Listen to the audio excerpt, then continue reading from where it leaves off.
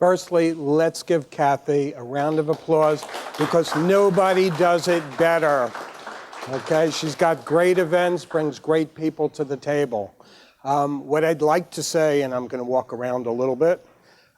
Yes, I've been in the jewelry industry now for about 45 years. We had a family store for 40 years. But one of the things that we did is we cared about our clients, our customers. We always took care. We always went all the way to make sure that our clients were happy. So I am dealing with 3 generations of clients. In our store, we had 3 major burglaries. We lost $2 million out of pocket. When I walked away, I owed $791,000, which today I've paid all of my vendors back every dime. I could have filed Chapter 11 and I could have walked away. It would have been the easy thing to do. But one of the things that I pride myself about is being able to look in the mirror, be able to kiss my children, and feel that I've always done the right thing.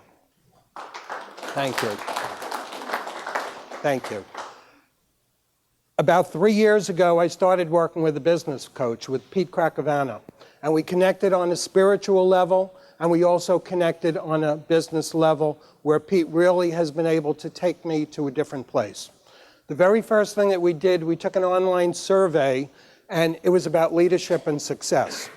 And when you narrow it down into ethics, I scored 6.8 out of 10 in integrity. And I looked at Pete and I said, that's disgusting, that's failing. And Pete looked at me and he said, you know what? George Washington cut down the cherry tree. When his father came out and said, who did it? George said, I cannot tell a lie. I cut down the tree. My question to you is, did George have integrity? Anybody want to answer? Why did he cut down the tree? On the other hand, was this a living tree or a dead tree? Was it his father's tree or a neighbor's tree? And that's something that we don't know about.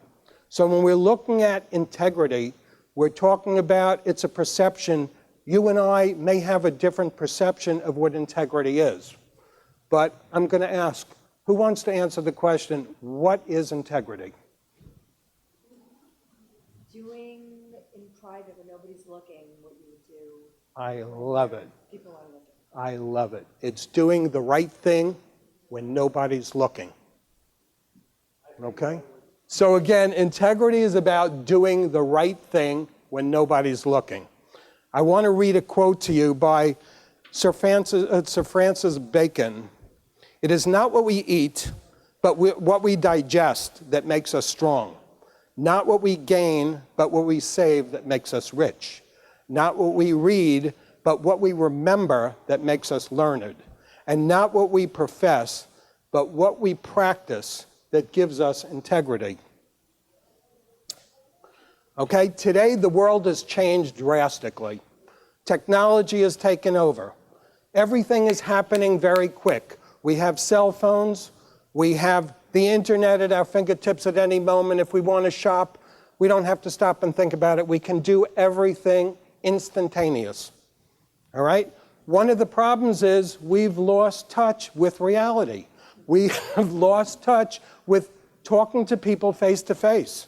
And we have lost touch with what really counts, what really matters. And what really matters is what we profess and what we do with our lives and how we touch the lives of others. Now, one of the things that happened after Pete and I did the survey is I was walking on 47th Street the very next day. And that's the Diamond District for those of you that don't know. But in the middle of the street, there was a big nail. And what I did is I said, you know, a car could run over this nail. So I kicked the nail to the curb. And as I did that, I walked the other way. And I started to think to myself, the difference between 6.8 and 10 is not kicking the nail to the curb, but it's picking the nail up and putting it in the garbage. I didn't do that. About an hour later, after being in 3 or 4 offices, I felt something under the heel of my shoe. And I figured, you know, in the jewelry business, maybe I stepped on a jewelry finding or a piece of gum or something. And I looked at the heel of my shoe, and just the head of this nail was sticking out. Now, number one, how much pressure does it take to drive a nail through the heel of your shoe? 3 inches. And number two, for an hour, I didn't feel the head of the snail. Okay, why? Okay, it was just something that was given to me.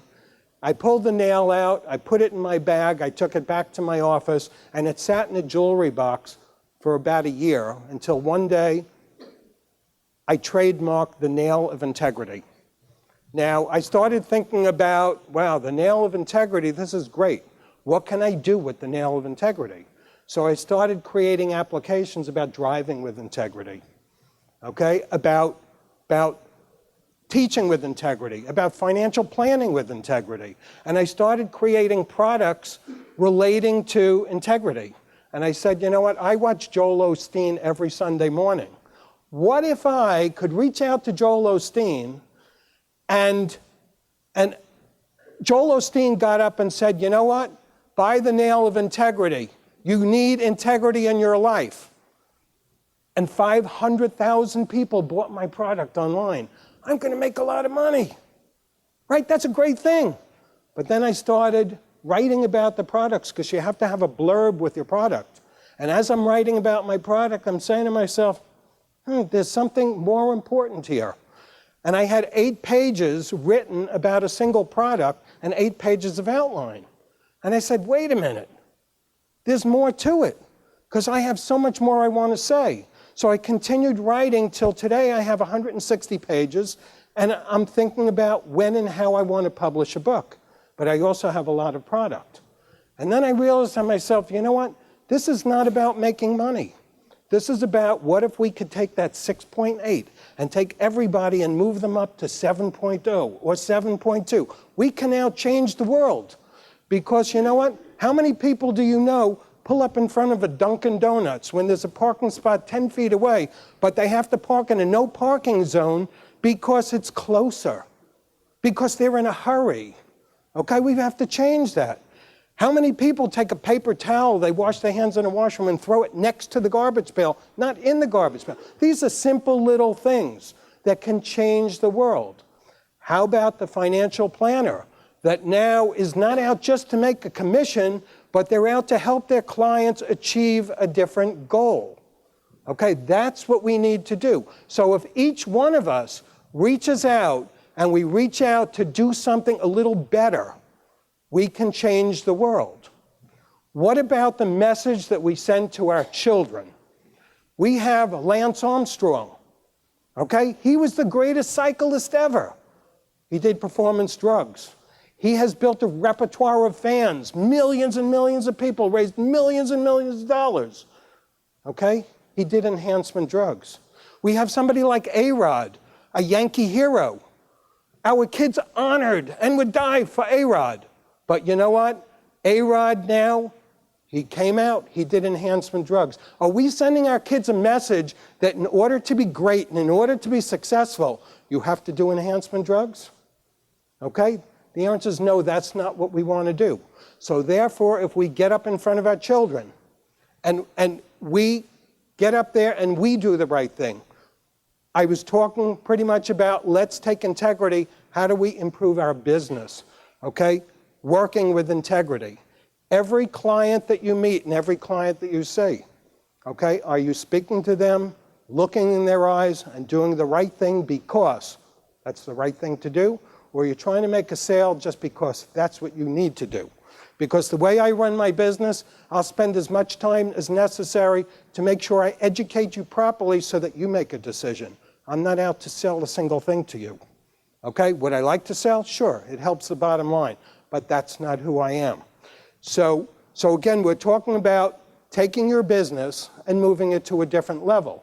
We're talking about how you deal with your clients, how you deal with your vendors, how do you deal with your subordinates, how do you deal with your supervisors?